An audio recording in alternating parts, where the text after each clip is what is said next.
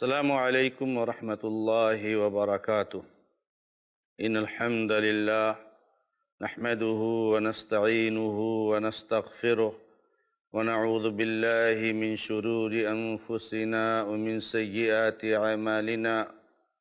من يهده الله فلا مضل له ومن يضلل فلا هادي له وأشهد أن لا إله إلا الله وحده لا شريك له وأشهد أن محمدًا عبده ورسوله صلى الله تعالى عليه وآله وسلم۔ أعوذ بالله السميع العليم من الشيطان الرجيم، بسم الله الرحمن الرحيم۔ يا أيها الذين آمنوا اتقوا الله حق تقاته ولا تموتن إلا وأنتم مسلمون۔ يا أيها الناس اتقوا ربكم الذي خلقكم من نفس واحدة وخلق منها زوجها وبث منهما رجالا كثيرا ونساء واتقوا الله الذي تساءلون به والأرحام إن الله كان عليكم رقيبا۔ يا أيها الذين آمنوا اتقوا الله وقولوا قولا سديدا يصلح لكم أعمالكم ويغفر لكم ذنوبكم ومن يطع الله ورسوله فقد فاز فوزا عظيما۔ أما بعد فإن خير الحديث كتاب الله وخير الهدي هدي محمد صلى الله تعالى عليه وآله وسلم، وشر الأمور محدثاتها وكل محدثة بدعة وكل بدعة ضلالة وكل ضلالة في النار۔ أعوذ بالله من الشيطان الرجيم، بسم الله الرحمن الرحيم۔ يا أيها الذين آمنوا إذا تداينتم بدين إلى أجل مسمى فاكتبوه إلى آخر الآية۔ ناظرین کرام، ہم آپ کے سامنے ایک نہایت ہی اہم موضوع قرض کے فضائل اور مسائل لے کر حاضر ہوئے ہیں۔ اللہ تبارک و تعالیٰ سے دعا ہے کہ اللہ تعالیٰ اس موضوع سے متعلق ہمیں آپ کے سامنے قرآن و حدیث کی روشنی میں باتیں رکھنے اور اللہ کے نبی علیہ السلام کی سنتوں کو واضح کرنے کی توفیق عطا فرمائے، اور ہمیں اور آپ کو سب کو اللہ کے نبی علیہ السلام کی ہدایات اور توجیہات پر عمل کرنے کی توفیق عطا فرمائے۔ ناظرین کرام، اصل موضوع میں جانے سے پہلے ہم آپ کے سامنے ایک تمہیدی بات رکھتے ہیں، اور جس کا عنوان اور جس کا ٹائٹل یہ ہے، کسب معاش اور حصول رزق کے بارے میں شرعی ہدایات۔ ناظرین کرام، ہم جانتے ہیں کہ اسلام صرف چند محض روحانی عبادتوں کا نام نہیں ہے، یعنی نماز پڑھنا، روزہ رکھنا، تسبیح و تحلیل، ذکر و اذکار اور حج اور تلاوت کلام پاک، صرف انہی کا نام اسلام نہیں ہے، اور نہ صرف انہی چیزیں عبادت ہیں، بلکہ انسان کی پوری زندگی عبادت پر مشتمل ہے۔ اور ایک مسلمان اگر اللہ تبارک و تعالیٰ کی رضا کی حصول کے لیے اپنے سارے کام انجام دے، چاہے اس کا تعلق عبادات سے ہو، چاہے اس کا تعلق معاملات سے ہو، چاہے اس کا تعلق اخلاقیات سے ہو، تو اس کا یہ عمل عبادت ہے اور اللہ تبارک و تعالیٰ اسے ثواب عطا فرماتے ہیں۔ لہٰذا انسان کا سارا عمل عبادت ہو سکتا ہے، بشرطے کہ وہ اللہ تبارک و تعالیٰ کی رضاجوئی کے حصول کے لیے اور اللہ کے نبی علیہ السلام کی توجیہات کے مطابق انجام دے۔ ہاں، انسان جس دنیا میں رہتا ہے، اس دنیا کو کمانے کے لیے رات بھر جو مارا پھرتا ہے اور اس کے دھوکے میں پڑ کر کے شریعت کو پس پش ڈال دیتا ہے، اسے قرآن نے، یعنی اس دنیا کو قرآن نے محض کھیل تماشا اور دھوکے کا سامان قرار دیا ہے۔ کئی آیتوں میں اللہ تبارک و تعالیٰ نے دنیا کو متاع الغرور قرار دیا ہے۔ آپ سورہ حدید آیت نمبر 20 میں دیکھیے، اسی طریقے سے اللہ تبارک و تعالیٰ نے بیان فرمایا ہے کہ اصل زندگی تو آخرت کی زندگی ہے۔ قرآن کریم کی کئی آیتوں میں اللہ تبارک و تعالیٰ نے اس کو بیان فرمایا ہے۔ اللہ کے نبی صلی اللہ تعالی علیہ وآلہ وسلم کی حدیثوں پر ہم روشنی ڈالیں تو اللہ کے نبی علیہ السلام نے آخرت کی اہمیت کو واضح کرنے کے لیے، آخرت کے مقام کو واضح کرنے کے لیے اور آخرت کے لیے انسان کو کتنا فکر مند ہونا چاہیے، اس چیز کو واضح کرنے کے لیے اللہ کے نبی علیہ السلام نے بہت ساری مثالیں بیان فرمائی ہے، بہت ساری حدیثیں نبی علیہ السلام نے بیان فرمائی ہے۔ اللہ کے نبی علیہ السلام نے امام مسلم رحمہ اللہ کی روایت کردہ حدیث 2858 میں اس دنیا کی مثال اس طرح سے بیان کی ہے کہ اس دنیا کی مثال ایسے ہی ہے جیسے کوئی آدمی سمندر میں اپنی انگلی کو ڈالے اور انگلی کو ڈالنے کے بعد وہ سمندر سے انگلی کو نکالتا ہے تو انگلی میں کتنا پانی آتا ہے۔ اللہ کے نبی علیہ السلام نے فرمایا تم انگلی میں دیکھو کتنا پانی سمندر سے نکلتا ہے، بس جتنا پانی سمندر سے نکلتا ہے وہی حیثیت ہے اس دنیا کی آخرت کے مقابلے میں۔ آخرت کتنی بڑی چیز ہے اور دنیا کتنی چھوٹی چیز ہے، اس کو سمجھنے کے لیے اللہ کے نبی علیہ السلام نے اس مثال کو بیان فرمایا ہے۔ اسی طریقے سے امام مسلم رحمہ اللہ کی روایت کردہ حدیث 2957 میں اللہ کے نبی علیہ السلام نے اس دنیا کو مری ہوئی بکری سے بھی حقیر قرار دیا ہے۔ چنانچہ اللہ کے نبی علیہ السلام کا ایک واقعہ ہے کہ اللہ کے نبی علیہ السلام نے ایک مری ہوئی بکری کے بچے کو دیکھا اور وہ بھی کان کٹا بچہ۔ اللہ کے نبی علیہ السلام نے صحابہ سے پوچھا کہ اے صحابہ، یہ جو بکری کا بچہ مرا ہوا ہے، کان کٹا ہے اور مر چکا ہے، سڑگل چکا ہے، اس کی تمہارے دماغ میں، تمہارے ذہن میں کیا حیثیت ہے اور کتنی اہمیت ہے؟ صحابہ کرام نے بیان فرمایا اللہ کے نبی علیہ السلام اس کی کیا حیثیت ہے، اس کو کوئی نہیں لے گا، اس کی کوئی ضرورت نہیں ہے۔ اللہ کے نبی علیہ السلام نے فرمایا کہ اس دنیا کی مثال اس مری ہوئی بکری کے بچے سے بھی حقیر تر ہے اور دنیا کی حیثیت اس سے بھی کم تر ہے۔ اسی طریقے سے اللہ کے نبی علیہ السلام نے امام ترمذی رحمہ اللہ کی روایت کردہ حدیث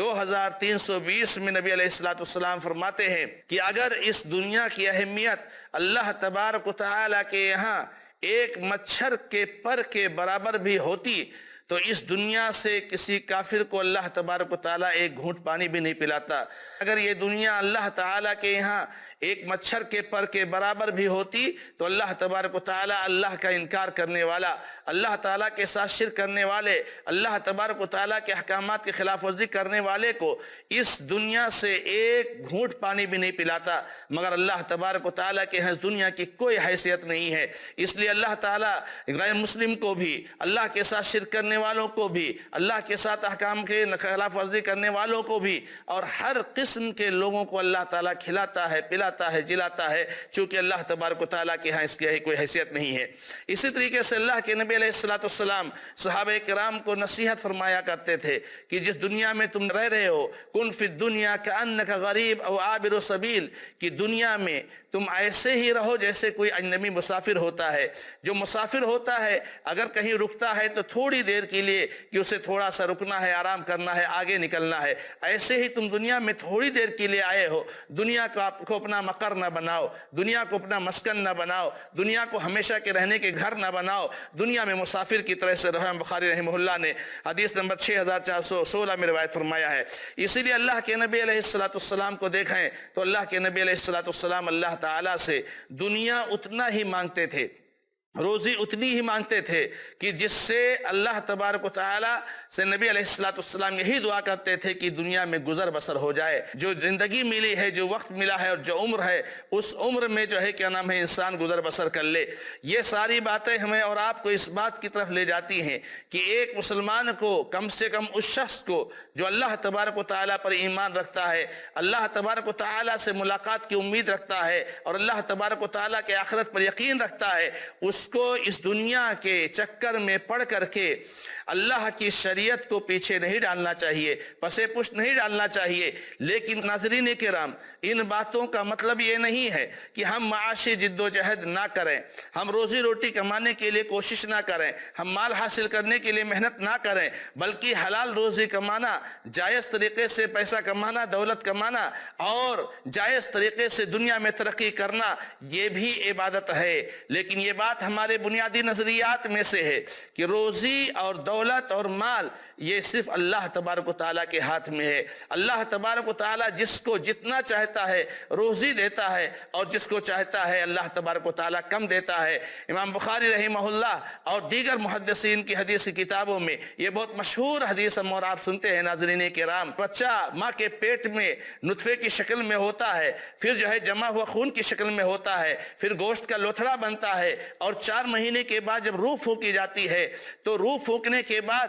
فرشتہ سب سے پہلے اس بچے کی جو ہے عمر کو لکھتا ہے، اس کی روزی کو لکھتا ہے، وہ جو ہے بچہ نیک ہوگا یا برا ہوگا اس کو لکھتا ہے۔ یعنی ماں کے پیٹ میں ہی بچے کی روزی لکھ دی جاتی ہے۔ اب جو روزی لکھ دی گئی، بچے کے پیدا ہونے کے بعد وہ بچہ نہ تو اس سے زیادہ روزی کھا سکتا ہے اور نہ اس سے کم وہ کھائے گا۔ تو روزی اللہ تبارک و تعالیٰ کے ہاتھ میں ہے۔ اللہ تعالیٰ جسے چاہتا ہے کم دیتا ہے اور جسے چاہتا ہے زیادہ دیتا ہے، اور اللہ تبارک و تعالیٰ کی یہ تقدیر ہے جس کو اللہ تعالیٰ نے قرآن کریم میں بہت ساری آیتوں میں بیان فرمایا ہے۔ اللہ تبارک و تعالیٰ اگر کسی کو زیادہ روزی دیتا ہے تو اس کا مطلب یہ ہے کہ اس آدمی کو اللہ تبارک و تعالیٰ کا شکر ادا کرنا چاہیے، اور اللہ تبارک و تعالیٰ کا شکر ادا کرنا، اللہ کا احسان ماننا، اللہ کی نعمتوں کی قدر کرنا، یعنی یہ کہ اللہ تبارک و تعالیٰ کے احکام کی خلاف ورزی نہ کرے، اللہ تعالیٰ کے دیے ہوئے مال کو اللہ کے ناجائز کاموں میں خرچ نہ کرے، اللہ تبارک و تعالیٰ کے دیے ہوئے مال کو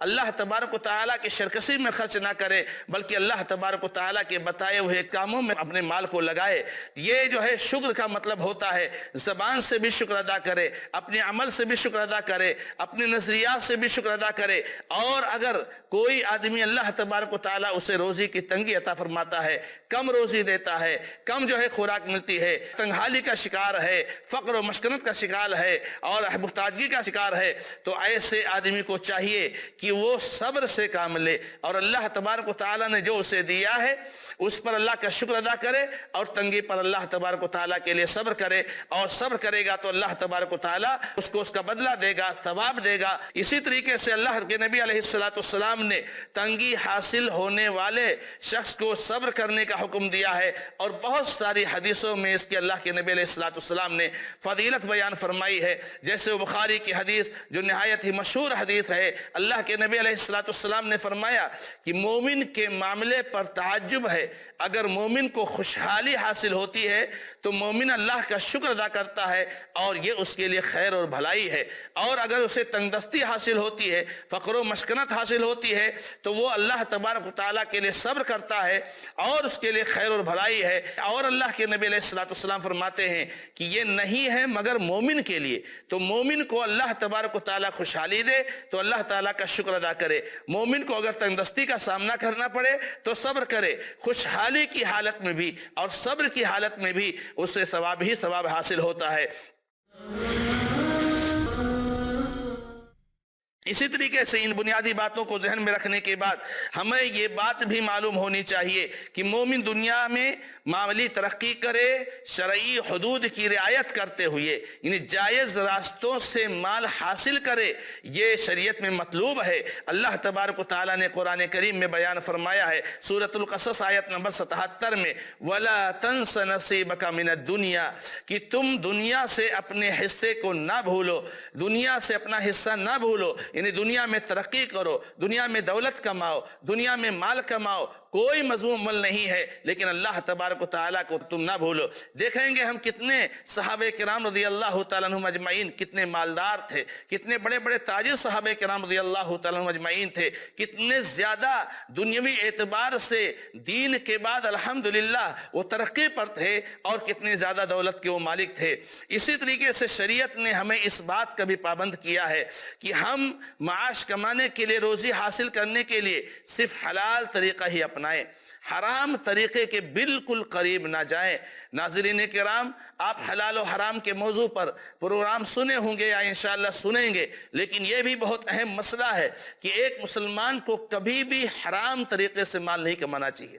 مسلمان کوئی بھی کسی بھی حالت میں ہو، مسلمان کو حلال طریقے سے روزی کمانی چاہیے، اللہ تعالیٰ سے مانگنا چاہیے اور اللہ تبارک و تعالیٰ سے دعا کرنی چاہیے۔ اللہ تبارک و تعالیٰ اس کے لیے وسائل پیدا کرے گا، ذرائع پیدا کرے گا، راستے پیدا کرے گا اور اللہ تعالیٰ اسے روزی میسر کرے گا۔ اللہ تعالیٰ نے فرمایا سورۃ البقرہ میں آیت نمبر 168 میں، یا ایھا الناس کلوا مما فی الارض حلالا طیبا، اے لوگو زمین میں جو کچھ ہے اس میں سے حلال روزی اور پاکیزہ روزی تم کھاؤ۔ تو اللہ تعالیٰ نے اس آیت کریمہ میں ساری انسانیت کو یہ حکم دیا ہے کہ لوگوں حلال روزی کھاؤ۔ اسی طریقے سے سورۃ النحل میں آیت نمبر 114 میں اللہ تبارک و تعالیٰ نے ارشاد فرمایا، فَكُلُوا مِمَّا رَزَقَكُمُ اللَّهُ حَلَالًا طَيِّبًا وَاشْكُرُوا نِعْمَةَ اللَّهِ، اللہ نے تم کو جو روزی دی ہے اس میں سے حلال روزی تم کھاؤ اور اللہ تبارک و تعالیٰ کا شکر ادا کرو۔ اس آیت کریمہ میں بھی اللہ تعالیٰ نے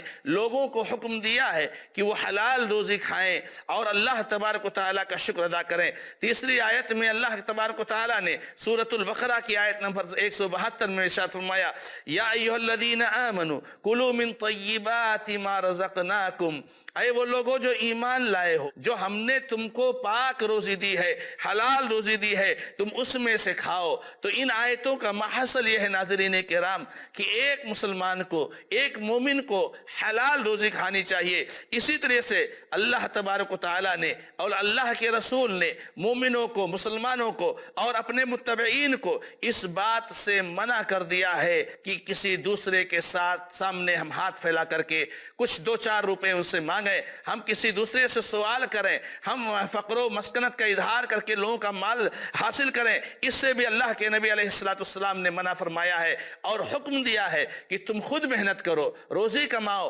اپنے ہاتھ کی صلاحیت اور اللہ تبارک تعالیٰ کی توفیق سے تم روزی حاصل کرنے کی کوشش کرو۔ چنانچہ اللہ تعالیٰ نے فرمایا سورۃ الجمعہ میں آیت نمبر 10 میں، فَإِذَا قُضِيَتِ الصَّلَاةُ فانتشروا فی الارض وابتغوا من فضل اللہ واذکروا اللہ کثیرا لعلکم تفلحون، کہ جب نماز پوری ہو جائے جمعہ کی تو تم زمین میں پھیل جاؤ اور اللہ کی روزی تلاشو۔ تو اللہ تعالیٰ نے مومنوں کو نماز پڑھنے کا حکم دیا، لیکن نماز مکمل ہونے کے بعد حکم دیا کہ تم زمین میں پھیل کر کے اللہ تعالیٰ کی روزی تلاش کرو۔ اسی طریقے سے اللہ کے نبی علیہ السلام کی متعدد حدیثیں ہیں، جیسے امام بخاری رحمہ اللہ نے حدیث نمبر 2074 میں روایت فرمایا ہے کہ نبی علیہ السلام فرماتے ہیں، لَأَن يَحْتَطِبَ أَحَدُكُمْ حُزْمَةً عَلَى ظَهْرِهِ خَيْرٌ مِّنْ أَن يَسْأَلَ أَحَدًا فَيُعْطِيهُ أَن يَمْنَعَهُ۔ نبی علیہ السلام فرماتے ہیں کہ تم میں سے کوئی آدمی لکڑے کا بوجھ اپنے پیٹھ پر رکھ کر کے بازار میں جا کر کے بیچ کر روزی حاصل کرے، یہ اس کے لیے بہتر ہے کہ کسی سے مانگے۔ اسی طریقے سے اللہ کے نبی علیہ السلام ارشاد فرماتے ہیں، إِنَّ أَطْيَبَ مَا أَكَلْتُم مِّن كَسْبِكُم، سب سے بہترین روزی جو تم کھاتے ہو وہ ہے جو تم نے اپنے ہاتھوں سے کمایا ہے۔ یہ حدیث امام ترمذی رحمہ اللہ نے 1358 نمبر پر روایت فرمایا ہے۔ اسی طریقے سے امام بخاری رحمہ اللہ کی روایت کردہ ایک حدیث 2072 نمبر پر اللہ کے نبی علیہ السلام فرماتے ہیں، ما اکل احد طعاما قط خیرا من ان یاکل من عمل یدہ، آدمی جو کچھ بھی کھاتا ہے ان میں سب سے بہتر خوراک اور سب سے بہتر روزی وہ جو اپنے ہاتھ کی محنت سے کھاتا ہے، ہاتھ کی کمائی سے کھاتا ہے۔ وَإِنَّ نَبِيَّ اللَّهِ داؤد علیہ السلام کان یأکل من عمل یدہ، اور اللہ کے نبی داؤد علیہ السلام اپنے ہاتھ کی محنت سے کھایا کرتے تھے، ہاتھ کی کمائی سے کھایا کرتے تھے۔ ناظرین کرام، اللہ کے نبی علیہ السلام کی 3 حدیثیں میں نے آپ کے سامنے پیش کی جو اس بات میں بالکل واضح ہیں کہ ایک مسلمان کو، ایک مومن کو محنت کر کے روزی حاصل کرنا چاہیے، اس کے لیے تگودو کرنی چاہیے، اس کے لیے کوشش کرنی چاہیے، اس کے لیے جو ہے مشقتیں برداشت کرنی چاہیے، تکلیفوں کا سامنا بھی کرنا پڑے تو کرنا چاہیے، لیکن کسی کے سامنے ہاتھ پھیلانا بالکل گوارا نہ کرے۔ اسلام اس بات سے اپنے متبعین کو منع کرتا ہے۔ لیکن ایک انسان کتنا بھی محنت کرے اور کتنی ہی جو ہے کیا نام ہے وہ دولت کیوں نہ کما لے، ایک انسان کتنا کتنا ہی وسیع روزی کا مالک کیوں نہ بن جائے، لیکن یہ بات ناظرین کرام بالکل جو ہے طے ہے اور یقینی ہے کہ انسان کی زندگی میں ایسے بہت سے حالات آتے ہیں، انسان کی زندگی میں ایسے بہت سے موڑ آتے ہیں، انسان کی زندگی میں ایسا بہت سا موقع آتا ہے کہ اس کے اخراجات پورے نہیں ہو پاتے ہیں۔ تعلیم کا مسئلہ ہے، یہ آج کی مہنگائی کا مسئلہ ہے، یہ جو ہے کھانے اور پینے کا مسئلہ ہے، یہ کپڑے پہننے کا مسئلہ ہے، یہ بچوں کے اخراجات کا مسئلہ ہے، بیوی کے اخراجات کا مسئلہ ہے۔ یہ آج کی مہنگائی میں اتنا بڑا بوجھ ہے انسان کے لیے بن جاتا ہے کہ بہت سارا ایسا موقع آتا ہے کہ انسان کو ضرورت پڑتی ہے کہ انسان کسی سے کچھ پیسہ لے لے اور وقتی طور سے اپنی ضرورت پوری کر لے اور اس کے بعد پھر اس کو واپس کر دے گا۔ کتنا بھی انسان کمائے، ہم مالدار سے مالدار لوگوں کو دیکھتے ہیں، ہم ولی سے بڑے ولی لوگوں کو دیکھتے ہیں، ہم متقی سے متقی آدمی کو دیکھتے ہیں، حتیٰ کہ اللہ کے حبیب محمد رسول اللہ صلی اللہ علیہ وسلم کو ہم دیکھتے ہیں کہ انسان کتنا بھی چاہے محنت کرے، کوشش کرے، لیکن ایسے اوقات آتے ہیں کہ اس کو کسی سے پیسہ لینا پڑتا ہے۔ اللہ کے نبی علیہ السلام نے بھی قرض لیا ہے، بڑے سے بڑے مالدار قرض لیا کرتے ہیں، بڑے سے بڑے سرمایہ کار اور تاجر حضرات بھی قرض لیا کرتے ہیں۔ تو ایسا قرض لینا پڑتا ہے انسان کو اس کی زندگی میں، اور اپنا کام اس کے ذریعے سے نمٹانا پڑتا ہے۔ ایسے موقع پر جب اس کے اخراجات پورے نہیں ہو رہے ہوں تو کیا انسان پیسہ چوری کرے، کیا غصب کرے، کیا کسی سے چھین لے؟ ناظرین کرام، اسلام نے اس کو حرام اور ناجائز قرار دیا ہے، لیکن اسلام نے اس بات کی اجازت دی ہے کہ اگر آپ کی زندگی میں کوئی ایسا موڑ آ جاتا ہے جس میں آپ نے اخراجات کو نہیں پورا کر پا رہے ہیں تو آپ وقتی طور سے کسی سے کچھ مال لے لیں اور پھر اس کو آپ کچھ دنوں کے بعد اس کو واپس کر دیں۔ اسلام نے جو ہے اس کی اجازت دی ہے۔ ناظرین کرام، اسی کو قرض کہا جاتا ہے، یہی وہ قرض ہے اور یہی وقتی طور سے لیا ہوا وہ مال ہے اور وقتی طور سے لی ہوئی وہ چیز ہے جو آپ نے وقتی طور سے اپنے گھر کی، اپنی زندگی کی، اپنے بیوی بچوں کی ضروریات کو پوری کرنے کے لیے، کہیں علاج ہے تو کہیں گھر کی تعمیر ہے تو کہیں کھانے کا مسئلہ ہے تو کہیں کپڑے کا مسئلہ ہے، تو آپ نے اپنی ضرورت کو پوری کرنے کے لیے وقتی طور سے لیا ہے، اسی کو قرض کہا جاتا ہے۔ ناظرین کرام، اسی قرض کے مسائل کو بیان کرنے کے لیے انشاءاللہ تبارک و تعالی ہم آپ کے سامنے حاضر ہیں، اور قرض کے مختلف تفصیلات کو انشاءاللہ تبارک و تعالی ہم آپ کے سامنے واضح کریں گے، کیونکہ ناظرین کرام، جیسا کہ آپ نے شروع میں ہی سن لیا ہے کہ ہمارا ہر عمل اللہ کے نبی صلی اللہ علیہ وسلم کی رہنمائی کے مطابق ہونی چاہیے۔ ایسا نہیں ہے ہمارے بھائیوں ناظرین کرام کہ ہم نماز پڑھیں تو نبی صلی اللہ علیہ وسلم کی سنت کو تلاشیں، ہم روزہ رکھیں تو نبی صلی اللہ علیہ وسلم کے طریقے کو تلاشیں، ہم حج کریں تو نبی صلی اللہ علیہ وسلم کے طریقے کو تلاشیں۔ اچھی بات ہے، نماز میں، روزہ میں، زکوٰۃ میں، حج میں، توحید میں، تلاوت کلام پاک میں، ذکر و اذکار میں، سب میں نبی علیہ السلام کیسے کرتے تھے، کیسے آپ نے کرنے کے لیے کہا ہے، آپ تلاشیں۔ لیکن اس بات کو بھی ہم سمجھیں کہ معاملات میں بھی ہمیں اللہ کے نبی علیہ السلام کی رہنمائی حاصل کرنی چاہیے۔ نبی علیہ السلام نے قرض کیسے لیا ہے، نبی علیہ السلام قرض کیسے واپس کرتے تھے، نبی علیہ السلام نے قرض واپس کرنے کے بارے میں اور لینے کے بارے میں، دینے کے بارے میں کیا تفصیلات بیان فرمائی ہے۔ ضرورت ہے میرے بھائیوں ناظرین کرام کہ ہم ان کو جانیں، تاکہ کہیں ہم سے اللہ کے نبی علیہ السلام کے حکم کی مخالفت نہ ہو۔ ہم اور آپ جانتے ہیں ہر مسئلے میں، ہر موڑ میں ہمیں اللہ کے نبی علیہ السلام کو اپنانا چاہیے اور ہمیں نبی علیہ السلام کے طریقے کو اختیار کرنا چاہیے، یہ ہماری ذمہ داری ہے۔ لہذا اس سلسلے میں انشاءاللہ ہم آپ کے سامنے قرض کی تعریف، اسی طریقے سے انشاءاللہ قرض لینے کی حیثیت کیا ہے، شرعی حیثیت کیا ہے، اسی طریقے سے قرض دینے کے فضائل اور فوائد کیا ہیں، ثواب کیا ہے، اسی طریقے سے قرض لینے کے اصول اور ضابطے کیا ہیں، قرض دینے کے اصول اور ضابطے کیا ہیں، جب کوئی آدمی قرض دے تو اپنے قرض دار آدمی سے جب قرض کا مطالبہ کرے تو کیسے مطالبہ کرے، کس طریقے سے اپنا مال مانگے، قرض جس نے لیا ہے وہ قرض دینے والے کے ساتھ کیسا معاملہ کرے، اسی طریقے سے قرض دینے کے شروط اور ضوابط اس کے کیا ہیں، اور قرض جب واپس کرے تو اس کے بارے میں ہمارا اس کے ساتھ تعامل کیا ہونا چاہیے، قرض سے متعلق اور بہت سارے دیگر مسائل صحابہ کرام کی زندگی میں کیسا تھا، اللہ کے نبی علیہ السلام کی حدیثیں کیا بتاتی ہیں، اور جو ہے نبی صلی اللہ علیہ وسلم کی سیرت میں کیا آیا ہے، صحابہ کے تعامل میں کیا آیا ہے، یہ ساری تفصیلات انشاءاللہ تبارک و تعالی آپ کے سامنے پیش کی جائیں گی۔ بس آپ سے گزارش یہ ہے ناظرین کرام کہ آپ اطمینان کے ساتھ ایک ایک کر کے باتوں کو غور غور سے سنتے جائیے۔ اللہ کے کلام اور محمد رسول اللہ صلی اللہ علیہ وسلم کی حدیثوں کے حوالے میں انشاءاللہ تبارک و تعالی باتوں کو بیان کیا جائے گا۔ ہر بات حوالے سے کہنے کی کوشش کی جائے گی۔ آپ ایک ایک بات کو سنیں اور جس طریقے سے حوالے کی روشنی میں آپ کے سامنے بات آ رہی ہے اسی طریقے سے اس کو زندگی میں نافذ کرنے کی کوشش کریں، کیونکہ اگر ہم اللہ کے نبی علیہ السلام کی سنتوں کو، توجیہات کو ہم سنیں ناظرین کرام اور جانیں اور ہم اس پر عمل نہ کریں تو کتنی بڑی محرومی ہے۔ ناظرین کرام، صحابہ کو اگر ہم دیکھیں قرض کا معاملہ ہو، صحابہ کو دیکھیں شادی بیاہ کا معاملہ ہو، صحابہ کو دیکھیں روزی روٹی کمانے کا معاملہ ہو،